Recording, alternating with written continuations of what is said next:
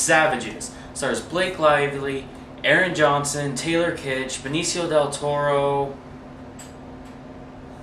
Salma Hayek, and John Travolta. And it is about these two drug dealers played by Aaron Johnson and Taylor Kitsch who have this very successful drug dealing business, and they share a mutual girlfriend named O, played by Blake Lively. The drug cartel from Mexico wants to move into California to sell their product there and expand. Well, since Taylor Kitsch and Aaron Johnson's characters are the most successful drug dealers in California, they want to team up with them. But those two want to get out of the drug dealing business and do something else. So the cartel decides to kidnap their girlfriend to kind of force them to be part of their organization. And of course, Taylor and Aaron have to do a whole bunch of stuff to try and get their girlfriend back. That was a really complicated plot. So the first thing I liked about this film was, of course, Oliver Stone directing it. With his directing style, this movie was fantastic. All the camera angles, the lighting effect, everything was just phenomenal. It's a really gorgeous film just to watch. And of course, the dialogue is fantastic.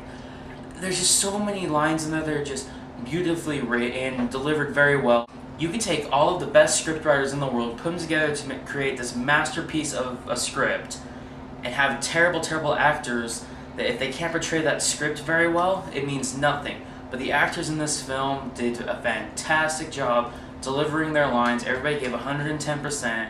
And specifically Aaron Johnson. He was perfect in this film. He has the most character development.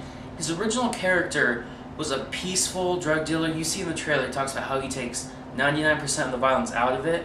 And the reason he grows his marijuana and his product is to help sick people. For example, John Travolta's wife has cancer, and he gives her marijuana so that she can start to feel better through her chemo.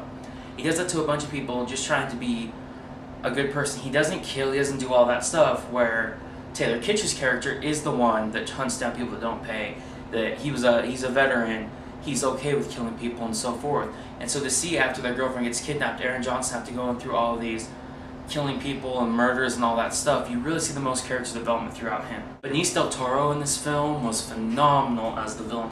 Being able just to torture somebody anytime, just shooting somebody at any time, he was just savage. Oh, that was a dumb joke.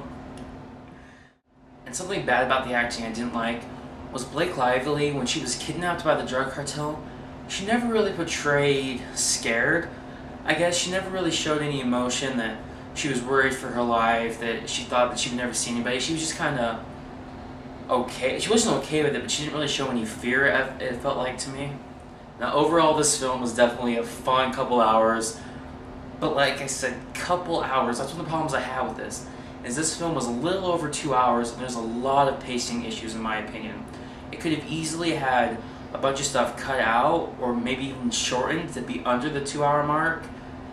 There's a few moments where I'm really invested in the characters, and I really didn't mind the timing, and then when it starts to really slow down, especially towards the middle and almost the end, it gets tedious after a while. Now something that I felt really easily could have been cut out was the ending. Now if you've seen this movie, you'll understand what I'm talking about. If you have not, it might get a little bit confusing, but there's the first half of the ending and the second half of the ending.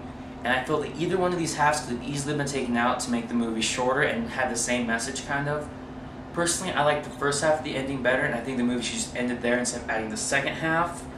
But the second half kind of makes more sense for the entire conclusion. But I think depending on which one you prefer, you could think that the other one could easily have been cut out, I guess. So overall, this film had a fantastic directing style with fantastic actors and outstanding dialogue. With a few minor pacing issues and a couple plot holes here and there, the movie is still a fun couple of hours. I'm going to give Savages an 8 out of 10. Let me know in the comment section below if you've seen Savages. Do you agree with me? Do you disagree with me? How did you feel about the ending? Do you think part of it could have been cut out, or did you like it completely? If you enjoyed this review, hit that subscribe button above my head. I really appreciate it, as well as leaving me a rating. I really appreciate that as well. My name is Mikey. This has been another episode of Colossal Analysis, and I will see you guys next time.